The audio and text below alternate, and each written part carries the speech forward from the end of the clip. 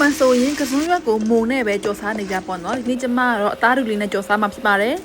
အသားတူလေးတွေကိုရေစိမ်တခြားညစ်ပြီးတော့စားလေးနဲ့နေထားပါမယ်ရှင်ပြီးရင်အိုးထဲကိုစီထည့်မယ်စီပူလာရင်ကျက်သွန်ဖြူနေလေးကိုထည့်ပြီးတော့စီတက်ပါမယ်ရှင်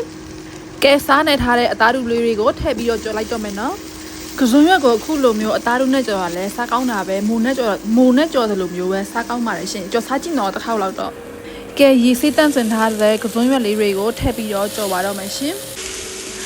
အရာအတွက်ခရုစီထည့်မယ်ပဲငယ်ပြာရည်ထည့်မယ်စားထည့်မယ်စက်သားမုံထည့်ပါမယ်ရှင်ကဲအရာတွေအကုန်လုံးထည့်ပြီးသွားရင်တော့တမရွာအောင်ဒီစားလေးမွေပါမယ်ရှင်ကစွန်းရွက်လေးတွေဣအောင်လို့ရည်နွေးလေးနဲ့ထည့်လိုက်ပါသေးတယ်ကဲဒါဆိုလို့ရှိရင်ကျမရဲ့အသားတို့ကစွန်းရွက်ကြော်လေးရပြင်အရာအစင်းရောအရာရောအရန်ကိုပြည့်ပြည့်စုံနေပါပြီကျမရဲ့အသားတို့ကစွန်းရွက်ကြော်လေးရပြင်အရန်ကိုစားကောင်းပါတယ်ရှင်အင်ရှင်မတို့လည်းတစ်ခါတော့ကြော်စားကြည့်နော်သုံးထိကြည့်ပြီးလို့ကျေးဇူးတင်ပါတယ်ရှင်ဘိုင်ဘိုင်